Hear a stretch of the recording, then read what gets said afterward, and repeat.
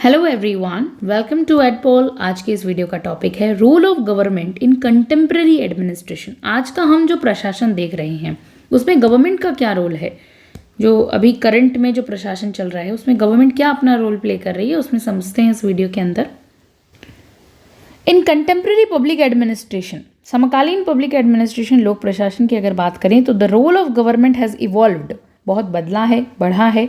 From a traditional, पहले क्या था, रोइंग फंक्शन, यानी कि पहले डायरेक्ट प्रोवाइड करता था सर्विसेज को हमें, मतलब स्टेट जो भी है, स्टेट यानी गवर्नमेंट जो है हमें सर्विसेज को प्रोवाइड करवाती थी। रोइंग फंक्शंस था पहले। इस रोइंग फंक्शन का मतलब डायरेक्ट सर्विस देना। टू अ स्टीयरिंग, अब क्या हो गया है, स्टीयर व्हील घुमा रही है खाली, माने कि सिर्फ फैसिलिटेट करवाती है और रेगुलेट करती है, निगरानी रखती है, कंट्रोल करती है, बस प्रोवाइड नहीं करवाती है, अब सिर्फ फैसिलिटेट करवाती है।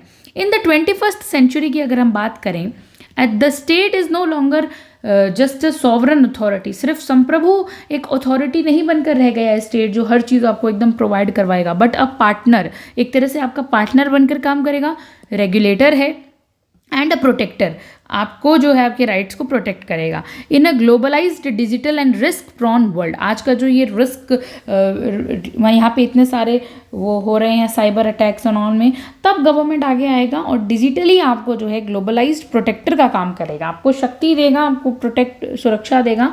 लेकिन सर्विसेज के मामले में जब बात आती है तो वो सिर्फ फैसिलिटेट करेगा और रेगुलेट करेगा।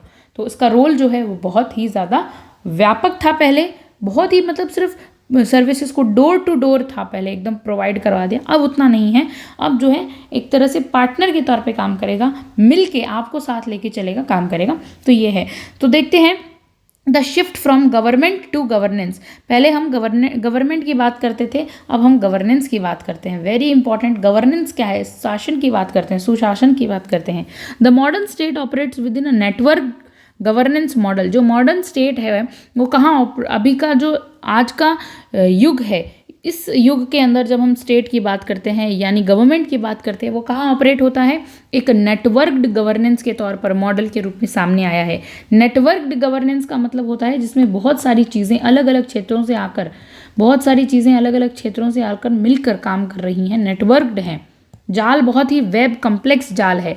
इंस्टेड ऑफ डूइंग एवरीथिंग, अब ये जो स्टेट है वो हर चीज़ सिर्फ कर नहीं रहा है, instead of doing everything itself, खुद नहीं कर रहा है। द गवर्नमेंट, जो हमारी सरकार है, कोऑर्डिनेट करती है, समन्वय स्थापित करती है एनजीओज के साथ, जो नॉन गवर्नमेंटल ऑर्गेनाइजेशंस है, प्राइवेट फर्म्स को साथ लेकर चलती है, इंटरनेशनल बॉडीज़ को साथ लेकर, सबको मिलाकर नेटवर्क बनाकर काम कर रही है। की पॉइंट क्या होगा, the government acts as an enabler. अब गवर्नमेंट एक इनेबलर है, हमें प्रोवाइड करवा रही है। इट क्रिएट्स द इन्वायरमेंट, हमारे लिए ऐसा इन्वायरमेंट बनाती है, ऐसा इन्वायरमेंट का निर्माण करती है where other actors can perform efficiently, जहां और भी बाकी गवर्नमेंट के साथ मिलकर जितने भी बाकी और अदर एक्टर्स हैं वो भी इन्वॉल्वमेंट दिखा सके अपना, जैसे NGOs, private firms, international bodies हो गई, ये सब चीज़ें। एग्जाम्पल क्या है, the Covax initiative during the pandemic. जब हम कोरोना जब हमारे आया था उस समय क्या था, कोवैक्स जो है इनिशिएटिव उसने लिया था, पैंडेमिक जो हुआ था बहुत खतरनाक उस समय, where governments worked with the WHO, government WHO के साथ काम कर रही थी एंड प्राइवेट फार्मा कंपनीज के साथ भी काम कर रही थी, और किस चीज़ को डिस्ट्रीब्यूट करवाने में हेल्प ले रही थी, इन सब प्राइवेट फार्मा कंपनी की, WHO इंटरनेशनल ऑर्गेनाइजेशन की, इंटरनेशनल बॉडी थी, तो डिस्ट्रीब्यूट वैक्सीन को डिस्ट्रीब्यूट करने में सबकी हेल्प ली। It is a classic example of, ये बहुत एक शानदार एग्जाम्पल है नेटवर्क्ड गवर्नेंस का, सबके साथ एक नेटवर्क बनाकर काम कर रही है आजकल की गवर्नमेंट, आजकल की स्टेट सिर्फ अकेली ही नहीं है, सबको साथ लेकर काम कर रही है। फिर हम बात करते हैं the rise of regulatory state. अब रेगुलेटरी स्टेट का राइज कैसे आने लगा, एज इकोनॉमीज प्राइवेटाइज, जैसे ही जितने भी अर्थव्यवस्थाएं हैं वो प्राइवेटाइज होने लगी। पहले हर चीज़ गवर्नमेंट के हाथ में थी, फिर बाद में प्राइवेटाइजेशन होने लगा, निजी लोगों के हाथों में जाने लगी।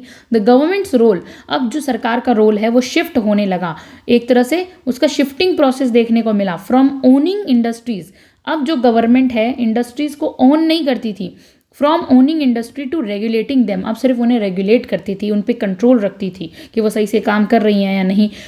Them to prevent market failures, अगर गवर्नमेंट जो है सिर्फ ओनिंग करती उन चीज़ों को तो क्या होता, मार्केट फेलियर्स होने के चांस रहते, इसीलिए उन्हें रेगुलेट करना ज़रूरी हो गया था ताकि उन्हें मार्केट फेलियर से बचाया जा सके। ओके तो उन एक शिफ्ट देखने को मिला from owning to industries to regulating them to prevent market failures. की पॉइंट समझते हैं, प्रोटेक्टिंग पब्लिक इंटरेस्ट।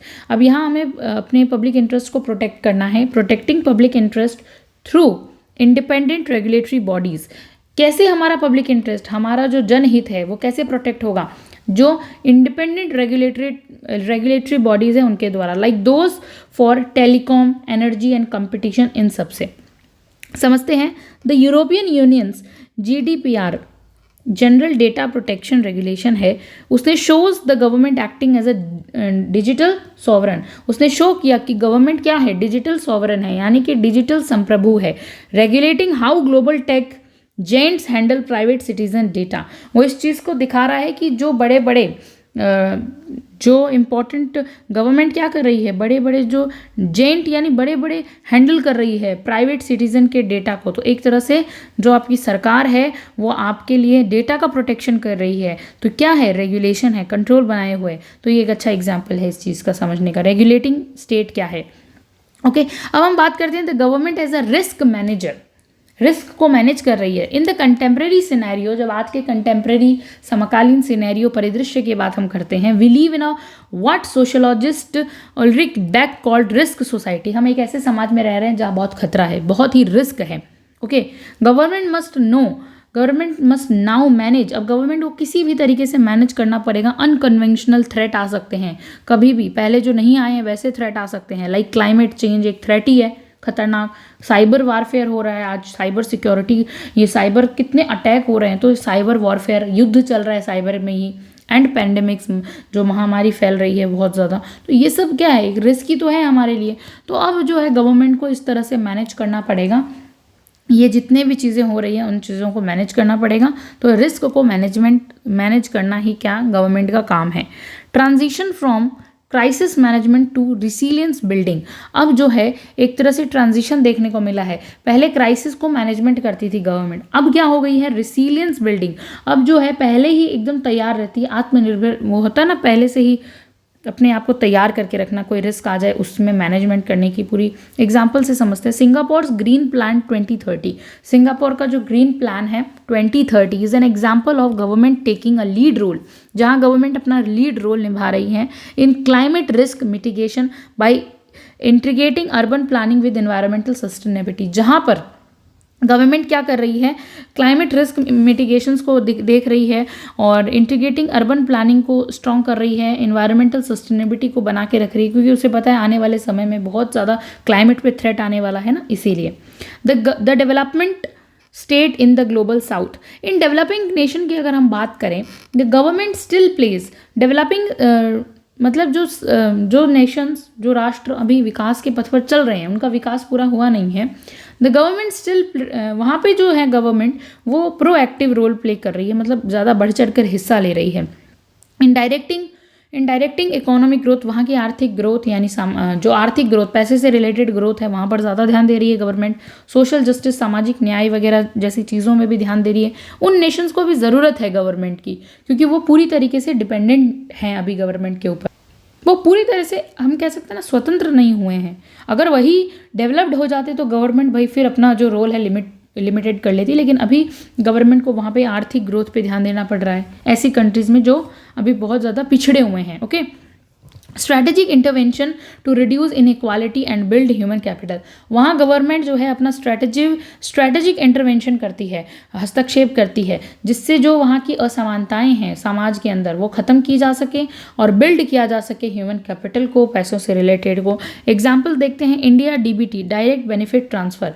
जो इंडिया का DBT है system uses the jam, Jan Dhan Aadhaar mobile, इन सब चीज़ों को यूज़ करता है। जैम, जन धन आधार मोबाइल को यूज़ करना, and trinity to bypass corruption, ताकि करप्शन वगैरह को रोका जा सके। Showing how the government uses technology. अब इस चीज़ को शो कर रहा है कि गवर्नमेंट देखिए कैसे टेक्नोलॉजी का यूज़ करती है to fulfil its welfare role more effectively, ताकि वो अपना काम बहुत ही अच्छे तरीके से इफेक्टिवली, बहुत ही शानदार तरीके से अपना काम कर सके। तो ये चीज़ शो करती है।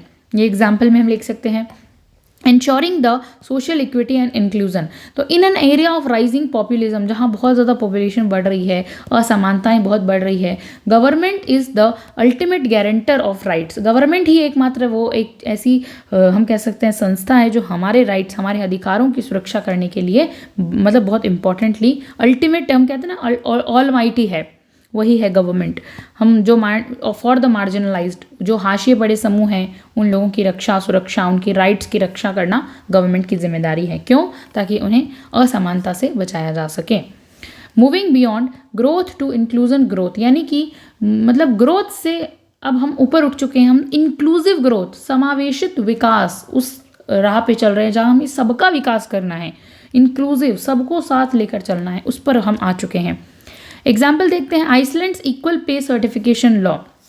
आइसलैंड का जो equal pay certification law, where the government mandates that companies prove they pay men and women equally. वहाँ पे बात कर रहे हैं कि मैन और वुमेन को भाई इक्वल पे दो।